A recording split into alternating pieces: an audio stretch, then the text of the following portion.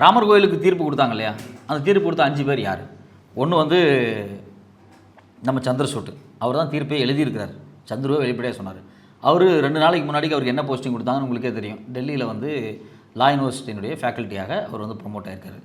இவர் Ashok Bhushan national company law ட்ரிபியூனலுடைய சேர்மனாக போயிருக்காரு. அது மட்டும் இல்லாமல் ரஞ்சன் கோகாய் ராஜ்யசபா எம்பி கேஸில் சிக்கினா கூட அவனுக்கு ஒன்றும் அவர் என்ன சொன்னார், நான் மக்களுக்கு சேவை செய்யறதுக்காக தான் ராஜ்யசபா எம்பி ஆவார் அப்படின்னாரு. முதல்ல உங்கள் அட்டன்ஸ் என்ன ராஜ்யசபாவில்? வெரி புவர் அட்டன்ஸ் அவர். அடுத்து பார்த்தீங்க அப்படின்னா அப்துல் நாசர், சிறுபான்மையின ஒரு ஜட்ஜு, இன்றைக்கி ஆந்திராவோட கவர்னராக இருக்கார்.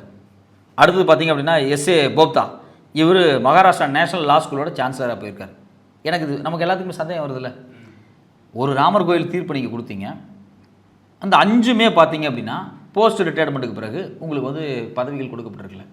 இப்போ பெல்லா திரிவேதி வந்து கபில் சிபில் வந்து ஃபேர்வெல்லில் வாழ்த்தும் போதே கலாய்க்கிறாரு.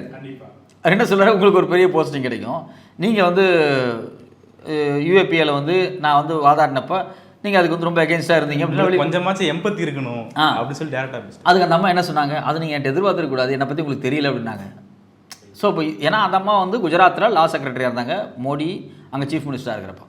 ஸோ இப்போ இவங்க கனெக்டிவிட்டி இப்படி தான் இருக்குது. ஒரு பக்கம் உச்சநீதிமன்றத்தினுடைய இப்போ வந்த பேட்ச் சஞ்சீவ் கண்ணா, பிஆர் கவி, இந்த டீம் வந்து ரொம்ப தரமாக அடித்து ஆடுது.